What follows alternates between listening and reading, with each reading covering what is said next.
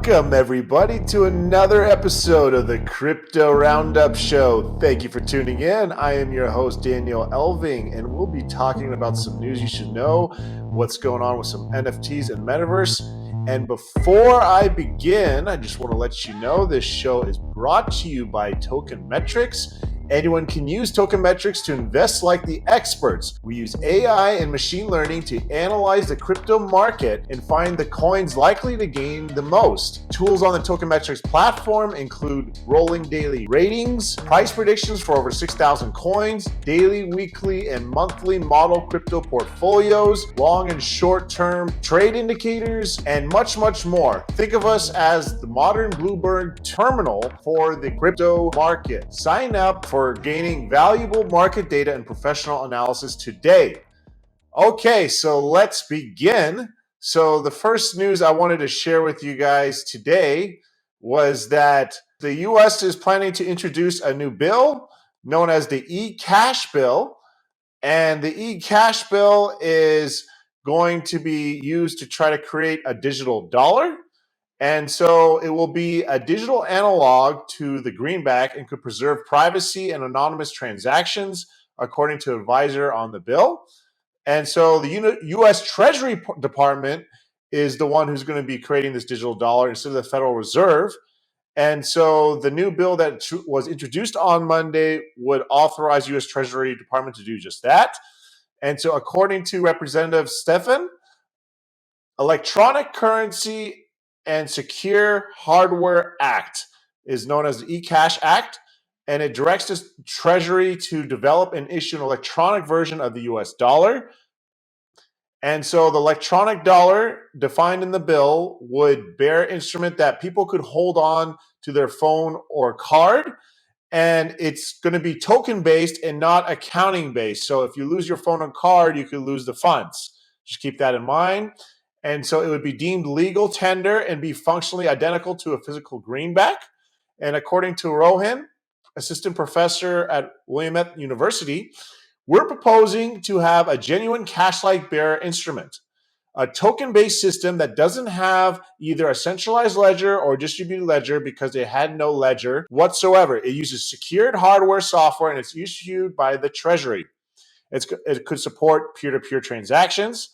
And this system could serve people who are unable to hold bank accounts because of minimum balance requirements or those who don't trust banks. Moving on to our next news I wanted to share with you guys today is that Metamask is going to be integrating with Apple Pay with the iOS update. So what this will allow is that you would be able to use your card, debit card, credit card through the mobile application. So you don't need to transfer the Ethereum from a centralized exchange, such as Coinbase, onto the MetaMask wallet. You could directly purchase it within the MetaMask app. The two payment gateways that are going to be used is Wire and Transact to support the debit and credit card transactions. This will allow you to have a daily maximum of $400 into your wallet from using Apple Pay. And so the gas fees will be significantly lower. And some may be even gasless if some are done on private blockchain or if it's done on the user's behalf. This will allow users to make bank transfers and use debit credit cards to buy crypto from over 60 global currencies. And according to James, Director of Communications and Content at Consensus, we wanted to expand the way in which users convert crypto within the app itself and not have to leave it. So it'll be interesting to see how this plays out. Moving on to our next news, Shiba Inu is planning to have the metaverse that will have over 100,000 land plots. So, of course, it's on the Ethereum network, so it's going to be the Ethereum native cryptocurrency for land pricing of the token. And so developers behind SHIB are planning to launch 100,595 land plots, which will remain private. It will be unlocked 6,431 plots in this introductory stage, divided into 4 categories: the silver fur, gold tail, platinum paw, and diamond teeth, that are priced at 0.2 ether to 1 ether. And so they wanted to use a neutral currency to ensure there's no down risk to the SHIB token. And according to the developers, quote unquote, using our ecosystem tokens is a risk, and we would need to dump our own tokens price caching them. So, and that's far away from our plans, which is why they're doing that. And so the land buyers will be able to generate passive income, gather in-game resources, and generate rewards. And landowners can rename their plot while using and burning the SHIB token. And quote unquote, we will be introducing the first special role that SHIB will play in the metaverse by welcoming a mechanic to burn SHIB independently while renaming your land plot. Furthermore, this should start soon after land events and public sale have ended. And so, of course, the metaverse will be developed on their blockchain Shibarium.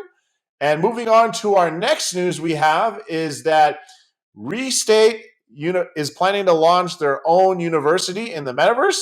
This is pretty interesting because now we have an actual university that is launching their own MetaUniversity in the metaverse. And so from this, we see that they're planning to reimagine the future of governance. And so what they are doing is that they want to bring together all human knowledge related to collaboration and future of governance.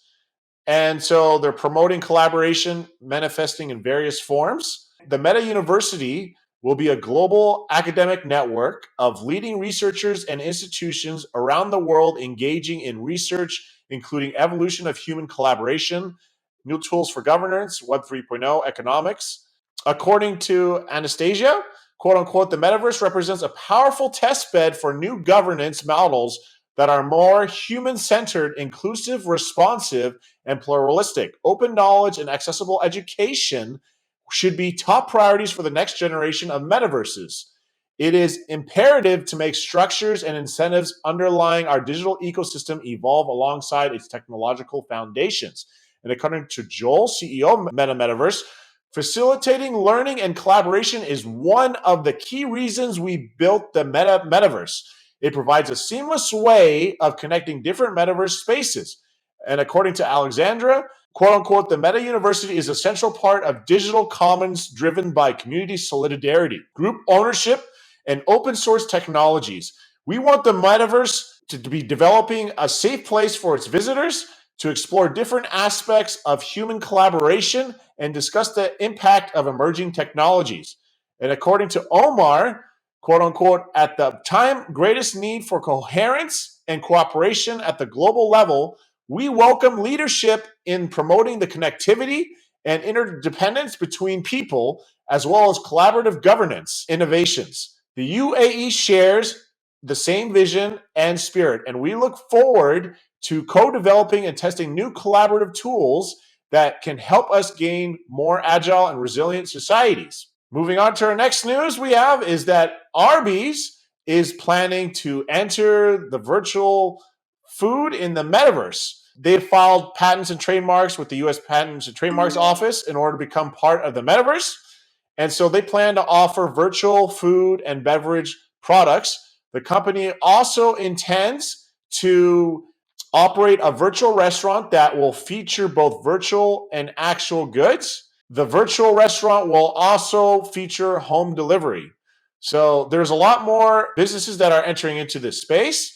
And so we're looking forward to seeing, more businesses file patents and trademarks to enter into the metaverse. Moving on to our next form of news we have is that the Siam bank is planning to enter into the metaverse. So this is the third bank following, JP Morgan and HSBC.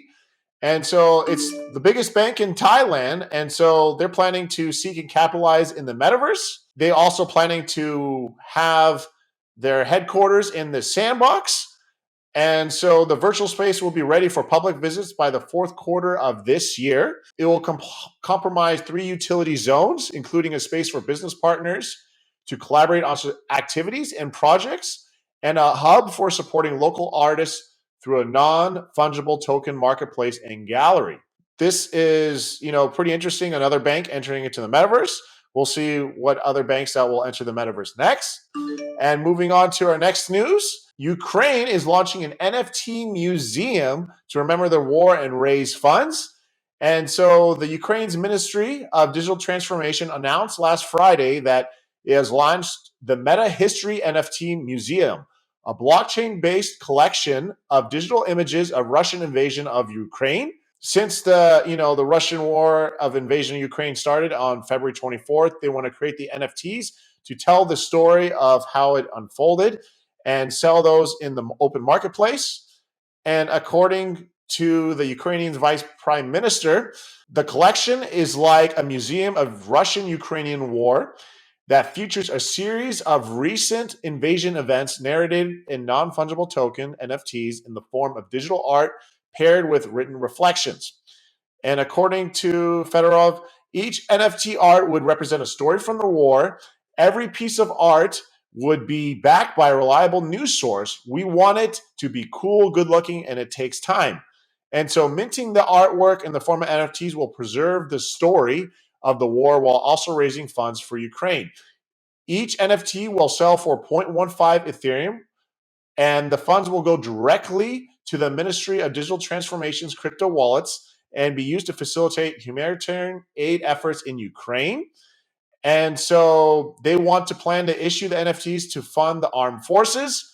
And since the war began, Ukraine has received the majority of donations received in cryptocurrency, including Bitcoin and Ethereum, and also raised more substantial sums through conventional means. And so Ukraine has received already over $88 million in cryptocurrency donations.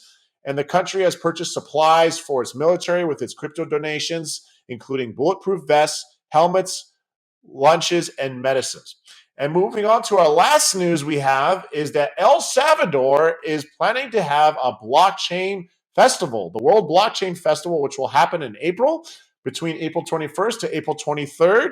And so it's going to happen in the capital, Salvador. And so activities scheduled include musical concerts, speeches, and trade fairs, as well as industry experts who will participate in the event and will speak about the potential of Bitcoin, blockchain technology, and other relevant topics in the industry. It will be a discussion forum, and so they will cover also DeFi, tokens, and it will also be recreational and commercial activities from April 21st, 22nd, 23rd. And so the event is organized by Spartan Hill, which is a Calabrian company specialized in blockchain projects. And so it will be a mix of education, fun, networking, and conferences. And so they will include activities for business opportunities, concerts, as well as others. And so the World Blockchain Festival will offer workshops, a Shark Tank, and a Pluto Beach Club. And the event will also have spaces dedicated to gaming, NFT, and the metaverse. And so the Salvadorian government will take advantage of this event to promote its Volcano bonds, whose launch was postponed to September, and the development of Bitcoin City. Lectures on the fundamentals of Bitcoin law of El Salvador will also be offered. And so that is all the news I have for you today. Thank you for tuning in, and I look forward to seeing you next time on the Crypto Roundup Show.